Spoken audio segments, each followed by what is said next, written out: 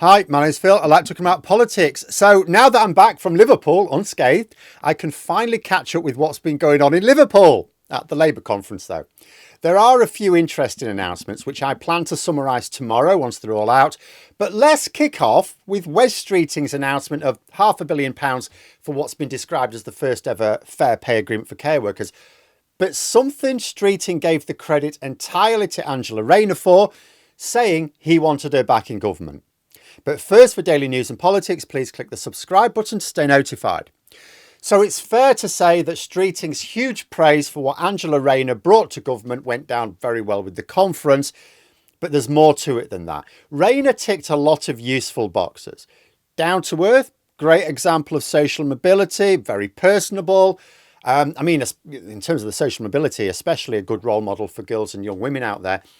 But she also proved herself in the political arena. It's like that line in Kipling's If you can talk with crowds and keep your virtue, or walk with kings nor lose the common touch. She sort of transcended tribal lines within Labour, which is no easy task. And, once Starmer's top team settled down, there was like argy-bargy for a bit. But once his team settled down after 2021, really effective for the party. And she also proved herself as a Secretary of State in a department that was absolutely crucial to Labour's future chances. She wasn't put out, oh, you run this department that I don't even care about. No, housing and local government, absolutely crucial for Starmer's project. He didn't give her the job of managing housing and local devolution because he had to. He did it because he trusted her to succeed in what was a key linchpin of his entire project. And as for returning to government, now some people have asked me, so how likely is this, Phil? My answer is, as long as she wants to come back. Which isn't always a given, because some people, when they're at the top and they get knocked out the rat race temporarily for whatever reason, they sometimes decide they'd actually prefer the quieter life. But assuming she wants to return at some point, zero problems doing so. There's no reason why it couldn't even be before the next election. See, when you consider ministers who have had to resign in both Labour and the Conservatives in the past, and they've still returned, Rayner is way less controversial. Her misdemeanour was not related to her political role, nor did it even involve using influence improperly. She cocked up, basically cutting corners when buying a house, and it blew up in her face. No harm has been done to anyone. She didn't abuse her office. She didn't go to non-silent. She hasn't talked with a foreign government behind her own government's back. Rayner will be the easiest comeback of any senior minister in history, probably. I would say, as soon as Labour restore their credibility, they could bring her back straight away. Obviously, when she returns, the Tories and Tory client media will make an absolute fuss. Of course they will. They hate her. She's a working class woman who started out with nothing and rose to the top of government. She's also not exactly a wallflower. Working class ginger women are not supposed to put posh Etonian men in their place, yet she does so on a regular basis. They hate that. So Labour will have to have earned credibility back first, otherwise it would blow up. But let's imagine a scenario, 2 years' time. Let's think about what the UK could be like. So there are 1,000 Best Start centres set up in some of the most deprived parts of the country. By definition, these will be key Labour Reform UK battlegrounds. The original Sure Start centres were massively popular. I think they were likely the most popular thing the last Labour government did amongst those types of voters.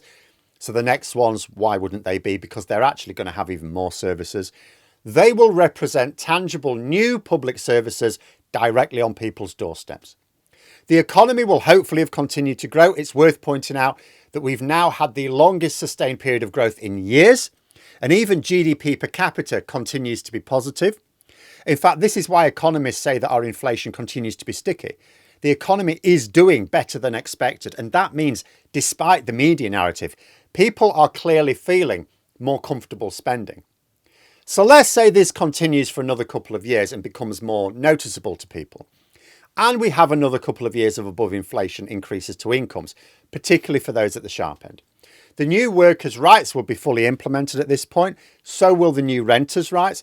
If Labour are to meet their housing ambitions under Steve Reid now, that will be more positive news.